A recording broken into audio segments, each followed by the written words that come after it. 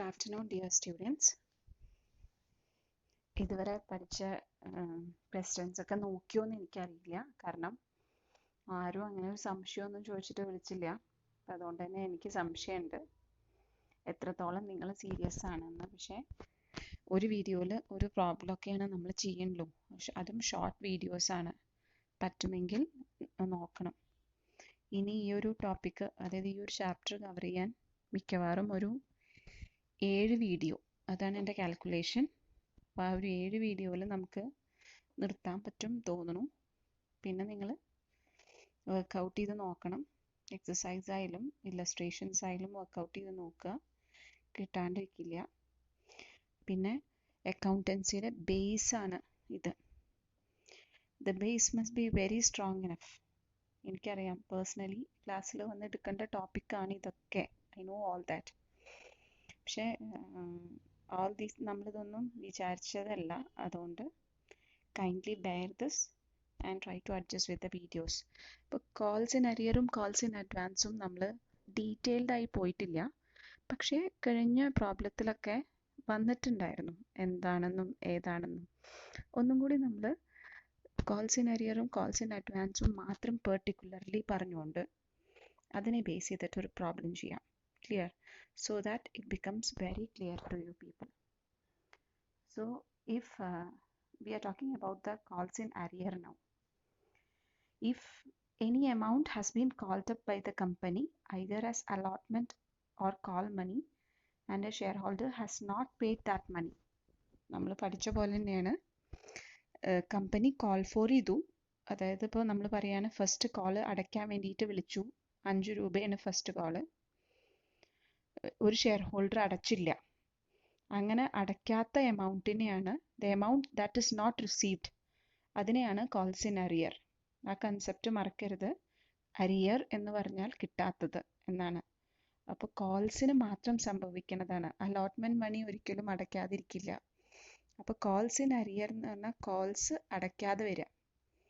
അപ്പോൾ കോൾ മണിക്ക് വേണ്ടിയിട്ട് നമ്മൾ ഡ്യൂ എൻട്രി എഴുതുമ്പോൾ ഒരിക്കലും ഇത് എഫക്റ്റഡ് ആവില്ല. കാരണം ഡ്യൂ എൻട്രി എഴുതുമ്പോൾ ഇത്രയും പേര് ഇത്രയും പൈസ തരാനുണ്ട് എന്ന് കാണിക്കുന്നതാണ് ഡ്യൂ എൻട്രി. അപ്പോൾ ഡ്യൂ എൻട്രിയിൽ നമ്മൾ എല്ലാവർക്കും ഇൻഫർമേഷൻ കൊടുക്കും, നിങ്ങളൊക്കെ ഇത്ര രൂപ അടയ്ക്കാറായി, അടുത്ത മാസത്തിനുള്ളിൽ അടയ്ക്കണം എന്ന് പറയാണ്. അടുത്ത മാസമായിട്ടും ഡ്യൂ ഡേറ്റ് കഴിഞ്ഞിട്ടും ചിലപ്പോൾ 1, 2, 10, 12 ഷെയർ ഹോൾഡേഴ്സ് അടയ്ക്കില്ല. So that amount which is not received it is known as calls in arrear. Clear? അപ്പോൾ ഒരു കാര്യമുണ്ട്, അരിയർ എന്ന് പറഞ്ഞാൽ ശരിക്കും ഷെയർ ഹോൾഡർ ലേറ്റായി അടയ്ക്കുന്നതാണ്. അപ്പോൾ കമ്പനിയെ സംബന്ധിച്ചിടത്തോളം അതൊരു നഷ്ടമാണ്. ആലോചിക്കണം. അപ്പോൾ കമ്പനിയെ സംബന്ധിച്ചിടത്തോളം the company can charge interest. ആ ഒരു കിട്ടാത്ത പൈസയ്ക്ക് ഇൻട്രസ്റ്റ് ചാർജ് ചെയ്യാനുള്ള റൈറ്റ് കമ്പനിക്ക് ഉണ്ട്. At the rate of 10% per annum from the due date of actual payment. എന്നാണോ ആക്ച്വലി പേയ്മെൻറ്റ് കൊടുക്കണമായിരുന്നത് ആ ഡേറ്റിൻ്റെ അന്ന് തൊട്ടിട്ട് 10% ഒരു ആനുവലി ആണ്. അപ്പോൾ ചിലപ്പോൾ ഒരു മാസമാണ് ലേറ്റ് ആയിട്ടുള്ളൂ വെച്ചാൽ 10 × 1/12, 10% ഇൻട്രസ്റ്റ്. എത്ര എമൗണ്ട് ആണോ അടയ്ക്കേണ്ടിയിരുന്നത് വെച്ചാൽ ആ എമൗണ്ട് എപ്പോഴാണ് അടയ്ക്കണമെന്ന് വെച്ചാൽ ആ എമൗണ്ടിൻ്റെ കൂടെ 10% ഇൻട്രസ്റ്റും കൂടി ചാർജ് ചെയ്യാനുള്ള റൈറ്റ് കമ്പനിക്കുണ്ട്. ഈ 10% എന്നുള്ളത് കമ്പനി ലോയിൽ പ്രത്യേകമായിട്ട് പറയണതാണ് കേട്ടോ. ചിലപ്പോൾ പ്രോബ്ലത്തിൽ 8% ഉള്ളൂ എന്ന് പറഞ്ഞാൽ നമ്മൾ 8% കൊടുത്താൽ മതി. പക്ഷേ ചിലപ്പോൾ ക്വസ്റ്റ്യനിൽ interest can be charged by the company എന്ന് മാത്രമേ പറയുള്ളൂ. The percentage of interest will not be given. In such a case you have to remember that according to the Companies Act it is mandatory that 10% of interest must be charged by the company in case if you have an arrear. Is it clear for you? Calls in അരിയറിൻ്റെ basic ആയിട്ടുള്ള കുറച്ചും കൂടി advanced ആയിട്ടുള്ള information ആണ് ഞാൻ പറഞ്ഞത്. Now let's talk about calls in advance. അപ്പോൾ company call up ചെയ്തു, അടയ്ക്കാൻ പറ്റിയില്ല, അതിനെ നമ്മൾ അരിയർ എന്ന് വിളിച്ചു. അപ്പോൾ കോളപ്പ് ചെയ്യണതിൻ്റെ മുന്നേ ഇപ്പം നമ്മൾ പറയാണ് കോള് വിളിച്ചിട്ടില്ല, എന്നാലും ഇപ്പം എൻ്റെ കയ്യിൽ പൈസ ഉണ്ട്, ഞാനിപ്പോൾ അടയ്ക്കാൻ പോവാണ്. അപ്പോൾ കോളപ്പ് ചെയ്യണതിൻ്റെ മുന്നേ കുറച്ച് ഷെയർ ഹോൾഡേഴ്സ് നേരത്തെ അടയ്ക്കുന്നതിനെയാണ് എന്ത് പറയുക, കോൾസ് ഇൻ അഡ്വാൻസ് എന്ന് പറയുക. ക്ലിയർ? അപ്പോൾ കോൾസ് ഇൻ അഡ്വാൻസ് എന്ന് പറഞ്ഞാൽ കുറച്ച് ഷെയർ ഹോൾഡേഴ്സ് കുറേ നേരത്തെ അടയ്ക്കാം. അപ്പോൾ അലോട്ട്മെൻറ്റിൻ്റെ സമയത്തോ അല്ലെങ്കിൽ സെക്കൻഡ് കോളിൻ്റെ മുന്നേ ഫസ്റ്റ് കോളിൻ്റെ സമയത്തോ ഒക്കെ നേരത്തെ അടയ്ക്കുക. അപ്പോൾ ഞാൻ നേരത്തെ തന്നെ പറഞ്ഞിട്ടുണ്ട്, അത് എപ്പോഴാണ് അടയ്ക്കുക വെച്ചാൽ ആ സമയത്ത് കോൾസ് ഇൻ അഡ്വാൻസ് എന്ന് പറഞ്ഞിട്ട് സെപ്പറേറ്റ് ആയിട്ട് ഒരു അക്കൗണ്ട് ഓപ്പൺ ചെയ്യണം നമ്മൾ. And calls in advance is credited when it is received. എന്തുകൊണ്ടാണ് ക്രെഡിറ്റ് ആവണത്? അത് ഏത് സമയത്താണ് നമ്മൾ റിസീവ്, ചിലപ്പോൾ അലോട്ട്മെൻറ്റിൻ്റെ സമയത്താവും റിസീവ് ചെയ്യുക. അപ്പം നമ്മൾ എന്താ എൻട്രി എഴുതുക? അലോട്ട്മെൻറ്റ് മണി റിസീവ് ചെയ്യുമ്പോൾ എന്താ എൻട്രി എഴുതുക? Bank account debtor to share allotment എന്ന് പറഞ്ഞിട്ട് എഴുതുക. അപ്പോൾ ആ സമയത്ത് നമുക്ക് കോൾ മണിയും റിസീവ് ചെയ്തു വിചാരിക്കും. അപ്പോൾ bank account debtor to share allotment to calls in advance. എത്ര രൂപയാണോ കോൾസ് ഇൻ അഡ്വാൻസ് എന്നുള്ളത് നമ്മൾ ക്ലിയർ ആയിട്ട് എഴുതണം. Why calls in advance account is credited? നേരത്തെ ഞാൻ പറഞ്ഞതാണ്, since calls in advance is an income for us. നമ്മളെ സംബന്ധിച്ചിടത്തോളം നേരത്തെ കിട്ടുന്ന ഒരു ഇൻകമാണ്. Since that is an income for us, it is credited. Clear? അപ്പോൾ അതുകൊണ്ട് അതിന് സെപ്പറേറ്റ് അക്കൗണ്ട് ആയിട്ട് നമ്മൾ കീപ്പ് ചെയ്യുക. ആൻഡ് അതിനെ സെപ്പറേറ്റ് ആയിട്ട് ബാലൻസ് ഷീറ്റിൽ നമ്മൾ കാണിക്കും, അസെറ്റായിട്ട് നമ്മൾ കാണിക്കുക ചെയ്യുക. Under the head fictitious asset ഞാൻ പറഞ്ഞിട്ടുണ്ടായിരുന്നു. അപ്പോൾ ഇത് ഷെയർ ഹോൾഡേഴ്സ് നമ്മൾക്ക് തരികയാണ് നേരത്തെ. അപ്പോൾ ഇൻട്രസ്റ്റ് ആർക്കാ കൊടുക്കേണ്ടത്? കോൾസ് ഇൻ അരിയർ എന്ന് പറയുമ്പോൾ അവർ നമുക്ക് തരണം ഇൻട്രസ്റ്റ്. ഇത് the company is liable to pay interest to the shareholders. Company share ഹോൾഡേഴ്സിന് ഇൻട്രസ്റ്റ് കൊടുക്കണം. എത്ര പെർസെൻറ്റേജിൽ? 12% ആനുവൽ ഇൻട്രസ്റ്റ്. ക്ലിയർ? പിന്നെ കോൾസ് വരുമ്പോൾ എന്താ എൻട്രി വരിക? കോളിൻ്റെ സമയത്തുള്ള എൻട്രി വരുന്ന സമയത്ത് ആ റെസീപ്റ്റിൻ്റെ എൻട്രി എഴുതുമ്പോൾ ഈ കോൾസ് ഇൻ അഡ്വാൻസിനെ നമ്മൾ തിരിച്ച് ഡെബിറ്റ് ബാക്ക് ചെയ്യണം. കാരണം അപ്പോഴാണ് ആ calls in advance account close ചെയ്യുള്ളൂ. നമ്മൾ പ്രോബ്ലം ചെയ്യുമ്പോൾ ക്ലിയർ ആയിട്ട് ഞാൻ പറഞ്ഞുതരാം. പക്ഷെ ഇതിൽ പോയിന്റഡ് ആയിട്ട് മറന്നു പോകാത്ത 2 കാര്യങ്ങളുണ്ട്. കോൾസ് ഇൻ അരിയറിന് 10% ഇൻട്രസ്റ്റ് ആണ്. അത് പിന്നെ ഷെയർ ഹോൾഡേഴ്സ് കമ്പനിക്ക് കൊടുക്കുന്നതാണ്. കോൾസ് ഇൻ അഡ്വാൻസിന് 12% ഇൻട്രസ്റ്റ് ആണ് കമ്പനി ലോ പ്രകാരം. അത് നമ്മൾ ഷെയർ ഹോൾഡേഴ്സിന് കൊടുക്കുന്നതാണ്. ക്ലിയർ? ആ 2 പോയിന്റും മറന്നു പോകരുത്. Let us move to the next slide. That means we are going to do a problem regarding that. On 1st March 2017, X Limited makes an issue of 20,000 equity shares of rupees 10 each, payable as below. On application rupees 3, on allotment rupees 3, on first and final call 5. അപ്പോൾ first and final call 3 months after allotment date. അപ്പോൾ എന്താ അറിയോ, ഇങ്ങനെ ക്വസ്റ്റ്യനിൽ കണ്ട journal entries എഴുതുമ്പോൾ date ഇടണം ഉള്ളതിന് കേട്ടോ. അപ്പോൾ ഡേറ്റ് വല്ലതും തന്നിട്ടുണ്ടെങ്കിൽ നമ്മൾ എഴുതണം, അല്ലെങ്കിൽ ഇത് കാൽക്കുലേറ്റ് ചെയ്യാനാവും. ഇൻട്രസ്റ്റ് ഈ 3 months എന്ന് പറഞ്ഞിട്ട് ഒരു പ്രോബ്ലത്തിൽ നമ്മൾ ഇതുവരെ ചെയ്ത ഒറ്റ പ്രോബ്ലത്തിലും നമ്മൾക്ക് മന്ത്സ് തന്നിട്ടില്ലല്ലോ. അപ്പോൾ ഈ മന്ത്സ് എന്തിനാ തരുന്നത് വെച്ചാൽ ഈ അരിയറിൻ്റെയും അഡ്വാൻസിൻ്റെയൊക്കെ പെർസെൻറ്റേജ് ഇൻട്രസ്റ്റ് കാൽക്കുലേറ്റ് ചെയ്യുന്ന സമയത്ത് നമ്മൾ പഠിച്ചിട്ടുള്ളത് 12%, 10%, that is for an year. അപ്പം നമുക്ക് മന്ത്സിന് കാൽക്കുലേറ്റ് ചെയ്യുമ്പോൾ you should know what are the months. അതുകൊണ്ടാവും അവിടെ ആ 3 months തന്നിട്ടുണ്ടാവുക. പ്രോബ്ലം ചെയ്യുമ്പോൾ വഴിയെ മനസ്സിലായിക്കോളും. Applications were received for 26,000 shares and directors made allotment in full to the applicants demanding 10 or more shares. അപ്പോൾ 26,000 ഷെയർസിന് ആപ്ലിക്കേഷൻ വന്നു. അതായത് ഓവർ സബ്സ്ക്രിപ്ഷൻ ആയിരുന്നു. 20,000 ആണ് ഇക്വിറ്റി ഷെയർസ് ഉള്ളത്.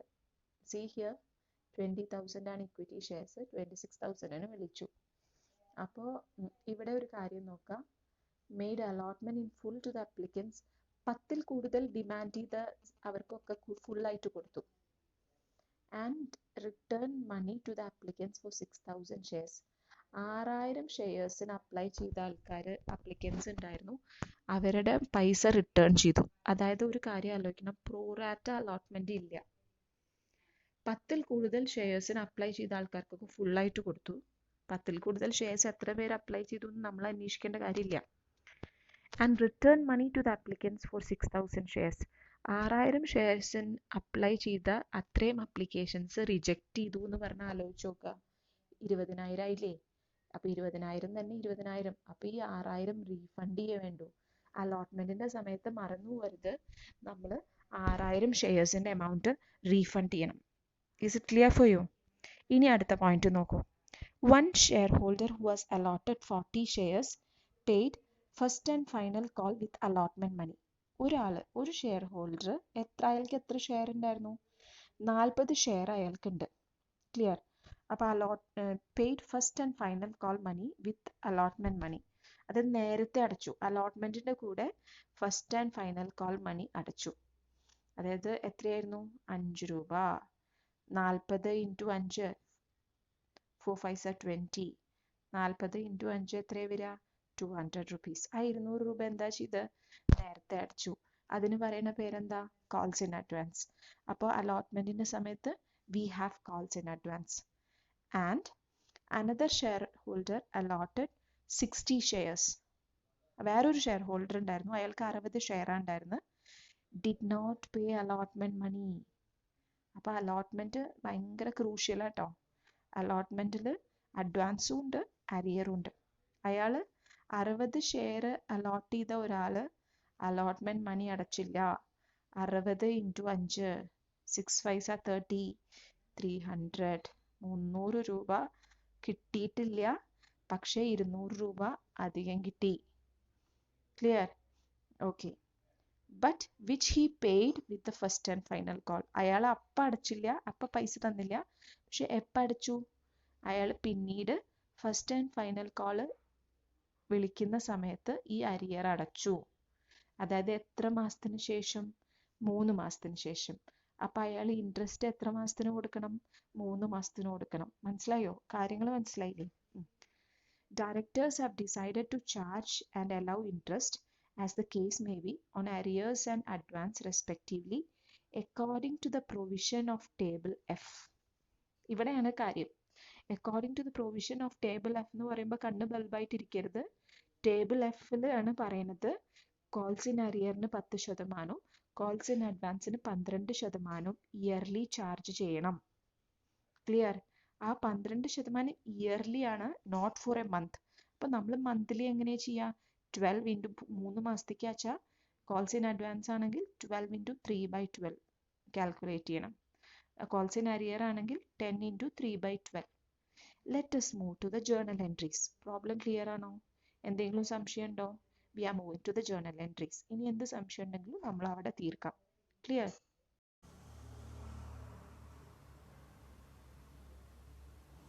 പ്രോബ്ലം ഓൾറെഡി എക്സ്പ്ലെയിൻഡ് ആണ്.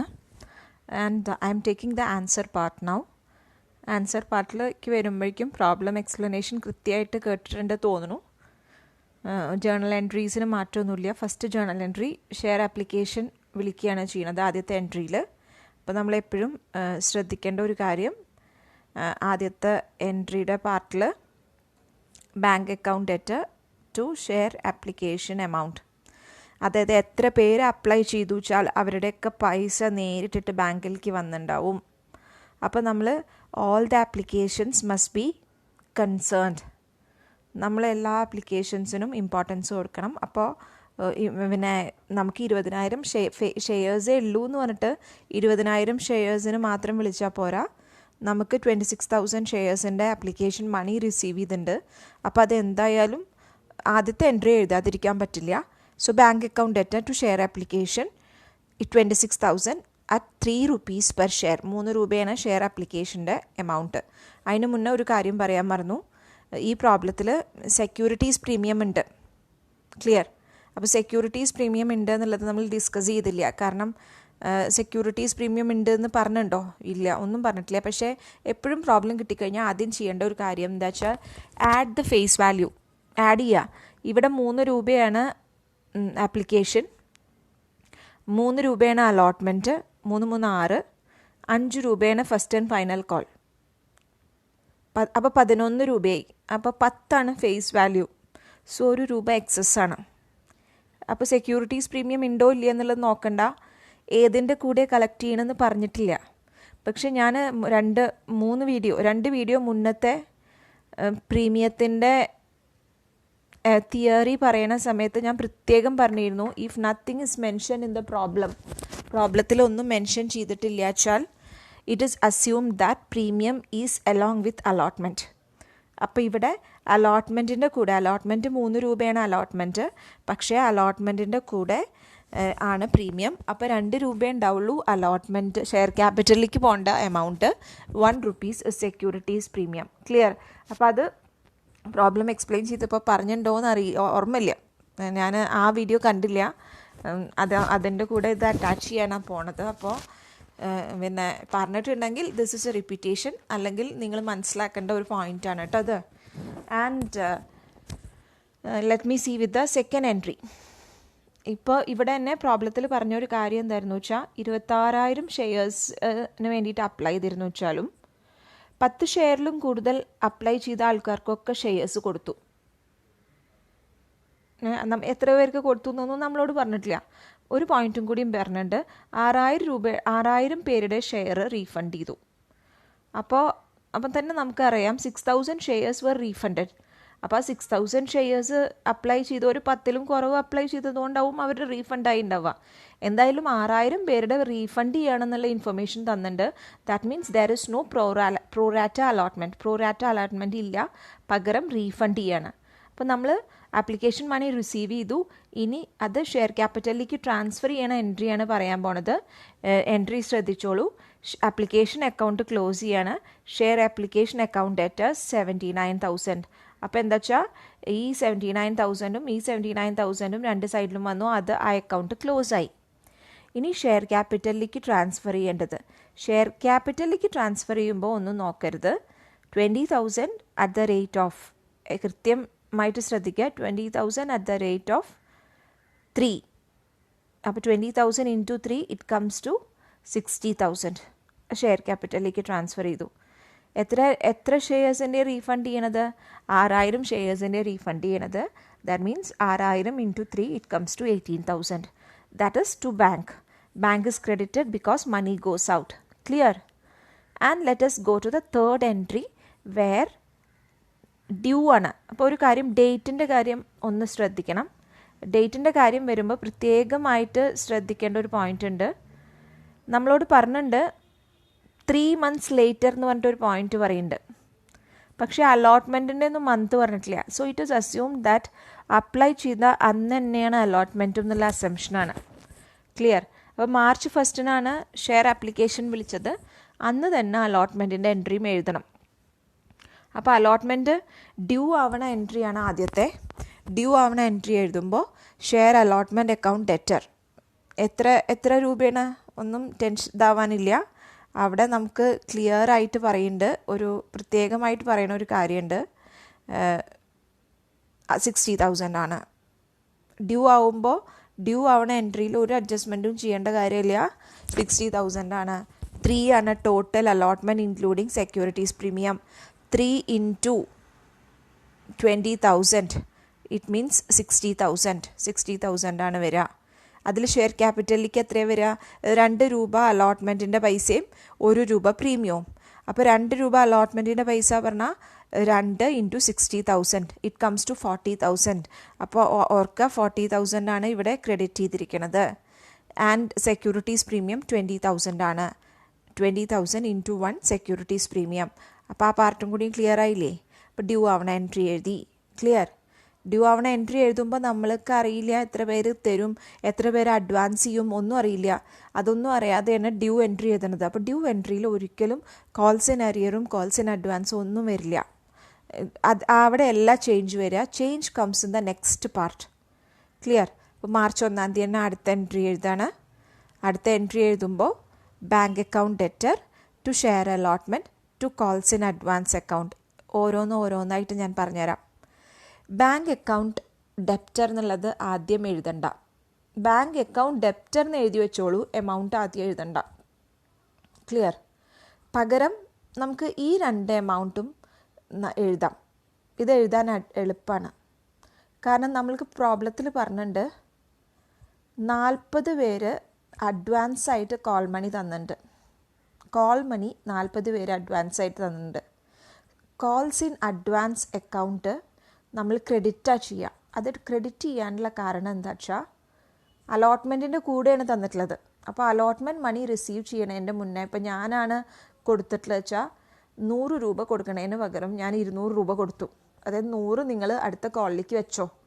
സോ ദാറ്റ് മീൻസ് അപ്പോൾ അവർ 100 രൂപ എൻ്റെ അലോട്ട്മെൻറ്റിലേക്ക് എടുക്കും, 100 രൂപ കോൾസ് ഇൻ അഡ്വാൻസ് അക്കൗണ്ടിലേക്ക് ട്രാൻസ്ഫർ ചെയ്യും. പക്ഷേ രണ്ടും ബാങ്കിലോട്ടല്ലേ ഇടുന്നത്, അപ്പോൾ രണ്ടും ബാങ്ക് വരവ് വെക്കണം. ക്ലിയർ? അപ്പോൾ അതുകൊണ്ടാണ് ഈ എൻട്രിയുടെ കൂടെ തന്നെ ക്ലബ് ചെയ്ത് എഴുതണത്. അപ്പോൾ to calls in advance account why it is credited because it's an income and all the incomes has to be credited. ഇപ്പോൾ 40 ഷെയർസ് ആണ് അലോട്ട്മെൻറ്റിൻ്റെ കൂടെ അഡ്വാൻസ് ആയിട്ട് കൊടുത്തത്. പക്ഷേ കൊടുത്തത് പിന്നെ ഫൈനൽ കോളിൻ്റെ കേട്ടോ. ഫൈനൽ കോൾ മണി 5 രൂപയാണ്. അപ്പോൾ 40 × 5 ഇറ്റ് കംസ് ടു 200 റുപ്പീസ്, 200 രൂപ. അപ്പോൾ ക്രെഡിറ്റ് സൈഡിൽ ജേർണൽ എൻട്രിയുടെ ബാങ്ക് അക്കൗണ്ടിൻ്റെ എമൗണ്ട് എഴുതാൻ വരട്ടെ, പകരം ക്രെഡിറ്റ് സൈഡിൽ to calls in advance account 200 റുപ്പീസിന് എഴുതാം. ക്ലിയർ ആണോ? ഓക്കെ. ഇനി അടുത്തത് കോൾസ് ഇൻ അഡ്വാൻസ് അവസാനം എഴുതുക, ആദ്യം എഴുതുക അങ്ങനെയൊന്നും ഇല്ല കേട്ടോ. ടു ഷെയർ അലോട്ട്മെൻറ്റ് എന്ന് പറയാം. അലോട്ട്മെൻറ്റിൻ്റെ ഭാഗമായിട്ട് നമുക്ക് എത്രയാണ് കിട്ടാനുള്ളത്? 60,000 രൂപയാണ് കിട്ടാനുള്ളത്. പക്ഷേ എത്ര ഷെയർ ഹോൾഡേഴ്സ് പൈസ തന്നില്ല അലോട്ട്മെൻറ്റിൻ്റെ? പ്രോബ്ലത്തിൽ സംശയം ഉണ്ടെങ്കിൽ തിരിച്ച് മുന്നത്തെ സ്ലൈഡിലേക്ക് നോക്കണം, റിവൈൻഡ് ചെയ്യുക, വീണ്ടും കാണാം. 60 ഷെയർ ഹോൾഡേഴ്സ് പിന്നെ അലോട്ട്മെൻറ്റ് മണി തന്നില്ല. 60 share holders have not paid the allotment money. That means there is an arrear. അപ്പോൾ 60,000 രൂപ മുഴുവനെ കിട്ടുമോ? ഇല്ല, 60 രൂപ കിട്ടില്ല. അപ്പോൾ 60 × 3 എത്രയാണ്? 60 × 3 180 രൂപയാണ് നമുക്ക് പെൻഡിങ് ആയിട്ടുള്ളത്, കിട്ടാതെ കിടക്കണ പൈസ. 180 rupees. Is it clear for U? അപ്പോൾ 180 റുപ്പീസ് ഇല്ല. അപ്പോൾ 60,000 നിന്ന് 180 റുപ്പീസ് മൈനസ് ചെയ്താൽ ബാക്കി എത്രയാ? 59,820. അതാണ് അലോട്ട്മെൻറ്റിലേക്ക് ട്രാൻസ്ഫർ ചെയ്യേണ്ട പൈസ. സോ നമ്മൾ മനസ്സിലാക്കേണ്ടത് എന്താ വെച്ചാൽ അലോട്ട്മെൻറ്റ് അക്കൗണ്ട് വരച്ച് കഴിഞ്ഞാൽ അലോട്ട്മെൻറ്റ് അക്കൗണ്ടിൻ്റെ ഡെബിറ്റ് സൈഡിൽ നമ്മൾ എഴുതിയിട്ടുണ്ടാവും 60,000 രൂപ എഴുതിയിട്ടുണ്ടാവും. ഡെബിറ്റ് സൈഡിൽ എഴുതിയിട്ടുണ്ടാവും to share capital to securities premium 60,000 എഴുതിയിട്ടുണ്ടാവും. ക്രെഡിറ്റ് സൈഡിൽ എഴുതുമ്പോൾ നമ്മൾ ബൈ ബാങ്ക് അക്കൗണ്ട് എന്ന് പറഞ്ഞിട്ട് നമ്മൾ കാണിക്കുക 59,820. അതിൻ്റെ അർത്ഥം എന്താ? Allotment account is not closed, still there is a balance of 180 rupees. ആ 180 റുപ്പീസ് എപ്പോൾ കിട്ടണമെന്ന് വെച്ചാൽ അപ്പോഴാണ് ക്ലോസ് ചെയ്യാൻ പാടുള്ളൂ. ക്ലിയർ അല്ലേ? അപ്പോൾ ക്രെഡിറ്റ് സൈഡിലെ 2 എമൗണ്ടും എഴുതി, ആ 2 എമൗണ്ടും കൂടിയിട്ട് ആഡ് ചെയ്താൽ ബാങ്ക് അക്കൗണ്ടിലെ എമൗണ്ടായി. അതാണ് ഏറ്റവും നല്ല method. Is it clear for U? അപ്പോൾ അത് നമ്മൾ ചെയ്യുക അടുത്ത സ്റ്റെപ്പായിട്ട്. സോ ഇത്രയും ചെയ്ത് കഴിഞ്ഞാൽ നമ്മളുടെ അലോട്ട്മെൻറ്റിൻ്റെ എൻട്രി അവസാനിച്ചു. അലോട്ട്മെൻറ്റിൻ്റെ എൻട്രി അവസാനിച്ചാൽ we will go for the share first and final call. അപ്പോൾ എപ്പോഴും share first and final call എന്ന് പറയുമ്പോൾ എപ്പോഴും ഒരു കാര്യം ശ്രദ്ധിക്കണം. നമ്മളോട് പ്രത്യേകം പറഞ്ഞിട്ടുണ്ട് 5 രൂപയാണ് 3 മാസം കഴിഞ്ഞിട്ടാന്ന് പറഞ്ഞിട്ടുണ്ട്. 3 months, ആഫ്റ്റർ 3 months. അപ്പോൾ മാർച്ച് 1-ാം തീയതി ആണെങ്കിൽ ഏപ്രിൽ, മെയ്, ജൂൺ 1-നാണ് നമ്മൾ അടുത്ത എൻട്രി എഴുതുന്നത്. 5 രൂപയാണ് ആദ്യത്തെ എൻട്രി എഴുതാൻ ഒരു സഹായവും എൻ്റെ വേണ്ട. Share first and final call account debtor to share capital 1 lakh, 1 ലക്ഷമാണ്. Is it clear for you? അതായത് 1 ലക്ഷം എങ്ങനെയാണ് കിട്ടുന്നത്? 20,000 × 5, 20,000 ഷെയർസാണ്. 5 രൂപയാണ് first and final call. 20,000 × 5 it comes to 1 lakh. അടുത്ത എൻട്രി എഴുതുമ്പോൾ വീണ്ടും കൺഫ്യൂഷൻ അറൈസ് ചെയ്യും. കാരണം അടുത്ത എൻട്രി ബാങ്ക് റിസീവ് ചെയ്യുന്ന എൻട്രിയാണ്. അപ്പോൾ നമ്മൾ വീണ്ടും ശ്രദ്ധിക്കണ ഒരു കാര്യം, ബാങ്ക് റിസീവ് ചെയ്യുമ്പോൾ അഡ്വാൻസ് ആയിട്ട് റിസീവ് ചെയ്ത ആൾക്കാരുടെ വീണ്ടും റിസീവ് ചെയ്യോ? ഇല്ല. വേണമെങ്കിൽ അതും കൂടി അതിൻ്റെ കൂടെ ക്ലബ് ചെയ്ത് എഴുതാം, വേണ്ട സെപ്പറേറ്റ് ആയിട്ട് എഴുതിക്കോളൂ. അതാണ് മനസ്സിലാക്കാൻ കുറച്ചും കൂടി എളുപ്പം. അപ്പോൾ ഫസ്റ്റ് ആൻഡ് ഫൈനൽ കോൾ അക്കൗണ്ടിലേക്ക് ആ പൈസ ബാങ്ക് വഴി വരില്ല. അതായത് എത്ര രൂപ? 200 രൂപ കോൾസിന് അഡ്വാൻസ് ആയിട്ട് വാങ്ങിയത്. പിന്നെ രണ്ടാമതൊരു പോയിന്റ് ശ്രദ്ധിക്കാനുള്ളത്, നമ്മൾക്ക് ഒരു അരിയർ ഉണ്ടായിരുന്നു 180 റുപ്പീസ്. ആ അരിയർ അലോട്ട്മെൻറ്റ് മണിയുടെ കൂടെ, ഐ മീൻ അലോട്ട്മെൻറ്റ് അല്ല, ഫസ്റ്റ് ആൻഡ് ഫൈനൽ കോൾ മണിയുടെ കൂടെ കിട്ടുകയാണ്. ഈ 2 പോയിൻറ്റും കൂടി ആലോചിക്കാം. അപ്പോൾ ഞാൻ 2 എൻട്രി ആയിട്ടാണ് പറഞ്ഞു തരുന്നത്. ക്ലബ് ചെയ്തിട്ടും എഴുതാം. ക്ലബ് ചെയ്തിട്ട് എഴുതുമ്പോൾ അത്രയും അഡ്വാൻസ്ഡ് ആയിട്ടുള്ളവരെ ക്ലബ് ചെയ്തിട്ട് എഴുതുള്ളൂ. ചിലപ്പോൾ 1-2 പ്രോബ്ലം ചെയ്ത് കഴിഞ്ഞാൽ നിങ്ങൾക്ക് ക്ലബ് ചെയ്തിട്ട് എഴുതാനുള്ള പ്രോസസ്സ് കുറച്ചും കൂടി ക്ലിയർ ആയിട്ട് മനസ്സിലാവും. അപ്പോൾ ആദ്യത്തെ പ്രോബ്ലത്തിൽ നമ്മൾ സ്പ്ലിറ്റ് ചെയ്തിട്ട് തന്നെ പഠിക്കാം. അപ്പോൾ ഞാൻ ആ എൻട്രി എക്സ്പ്ലെയിൻ ചെയ്യാണ്. ആദ്യത്തെ പാർട്ടിലേക്ക് പോവുക. To share first and final call 99,800. അവിടെയും നമ്മൾ ആ ഡെബിറ്റ് സൈഡിൽ ബാങ്ക് അക്കൗണ്ട് ഡെറ്റർ എന്ന് എഴുതിയിട്ട് എമൗണ്ട് എഴുതാതിരിക്കുക. നമ്മൾ ആലോചിക്കണം, ഫസ്റ്റ് ആൻഡ് ഫൈനൽ കോളിൽ കിട്ടേണ്ട എമൗണ്ട് 1 ലക്ഷമാണ്. പക്ഷേ 200 രൂപ ഓൾറെഡി റിസീവ്ഡ് ആണ് കോൾസ് ഇൻ അഡ്വാൻസ്. ബാക്കി കിട്ടാനുള്ള 99,800 to share first and final call account. Clear? അപ്പോൾ ആ 200 രൂപയുടെ കഥ ചോദിക്കും. അത് നമുക്ക് അടുത്ത എൻട്രി ആയിട്ട് എഴുതാം. പിന്നെ നമുക്ക് കിട്ടിയെന്ന് പറയണത് എന്താ? 180 രൂപ. അതെന്തായിരുന്നു? അത് അരിയർ ആയിരുന്നു. അത് ഏത് അക്കൗണ്ടിലേക്ക് പോകേണ്ട ഐറ്റമാണ്? ഞാൻ നേരത്തെ പറഞ്ഞിരുന്നു, ഷെയർ അലോട്ട്മെൻറ്റ് അക്കൗണ്ടിൽ ഇപ്പോഴും ഒരു 180 രൂപയുടെ കുറവുണ്ട്. അതെന്നാ കിട്ടണമെന്ന് വെച്ചാൽ മാത്രമേ നമ്മളത് ക്ലോസ് ചെയ്യുള്ളൂ എന്ന് പറഞ്ഞിരുന്നു. So to share allotment account 180. ഇത് രണ്ടും നമ്മൾ ബാങ്ക് വഴി റിസീവ് ചെയ്യാണ്. ഇത് രണ്ടും ആഡ് ചെയ്യുക.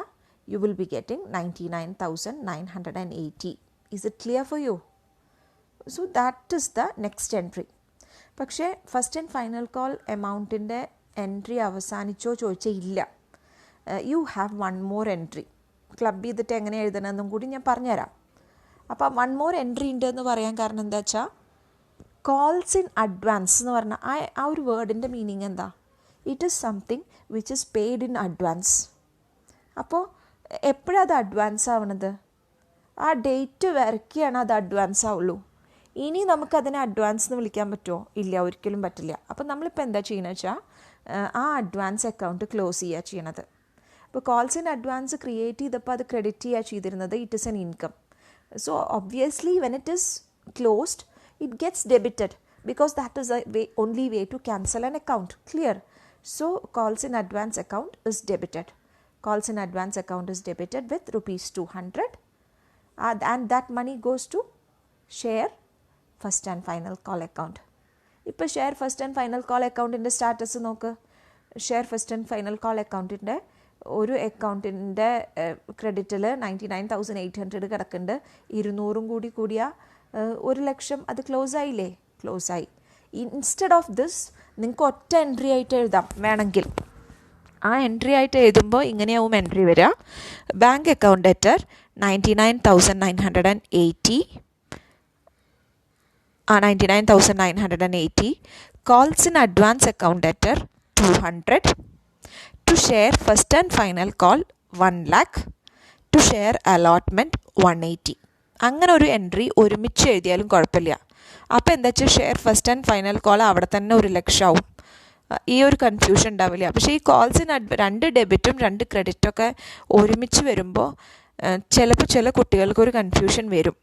അതുകൊണ്ടാവും ആദ്യത്തെ പ്രോബ്ലത്തിലൊക്കെ 2 ആയിട്ട് തന്നിട്ടുണ്ടാവുക. അപ്പോൾ ചിലപ്പോൾ നിങ്ങളുടെ ടെക്സ്റ്റ് ബുക്കിൽ ക്ലബ് ചെയ്തിട്ട് ഉണ്ടാവാം എൻട്രി കേട്ടോ. സോ ക്ലബ് ചെയ്തിട്ട് കാണുമ്പോൾ തെറ്റാന്ന് വിചാരിക്കരുത്. That is also another way of doing things. Clear? And ഇനി ഒരു കാര്യം പറഞ്ഞിട്ടുണ്ടായിരുന്നു, പ്രൊവൈഡ് ഇൻട്രസ്റ്റ്. കോൾസ് ഇൻ അഡ്വാൻസിനും കോൾസ് ഇൻ അരിയറിനും ഇൻട്രസ്റ്റ് പ്രൊവൈഡ് ചെയ്യണം ആസ് പെർ ദ പ്രൊവിഷൻസ് എന്ന് പ്രത്യേകം പറഞ്ഞിട്ടുണ്ട്. അപ്പോൾ ആസ് പെർ ദ പ്രൊവിഷൻസ് എന്ന് പറഞ്ഞിട്ടുണ്ട് എന്ന് പറയുമ്പോൾ നമ്മൾ ഇപ്പോൾ ഇതിൻ്റെ ഈ ക്ലാസ്സിൻ്റെ സ്റ്റാർട്ടിങ്ങിൽ പറഞ്ഞിരുന്നു, കോൾസ് ഇൻ അഡ്വാൻസിന് 1 കൊല്ലം 12%, കോൾസ് ഇൻ അരിയറിന് 1 കൊല്ലം 10% ഇൻട്രസ്റ്റ്. അപ്പോൾ കോൾസ് ഇൻ അഡ്വാൻസിനും കോൾസ് ഇൻ അരിയറിൻ്റെയും ഇൻട്രസ്റ്റ് റെക്കോർഡ് ചെയ്യണം. അപ്പോൾ അതിന് വേണ്ടിയിട്ടാണ് ഈ 3 മാസത്തെ കണക്ക് തന്നിരിക്കുന്നത്.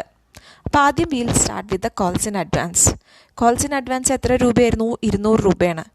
കോൾസ് ഇൻ അഡ്വാൻസ് നമ്മുടെ കമ്പനിയെ സംബന്ധിച്ചിടത്തോളം എന്താണ്? കോൾസ് ഇൻ അഡ്വാൻസ് നമ്മുടെ കമ്പനിയെ സംബന്ധിച്ചിടത്തോളം ഇൻകം ആയിരുന്നു. പക്ഷേ ഇൻട്രസ്റ്റ് നമ്മളെ സംബന്ധിച്ചിടത്തോളം എന്താണ്?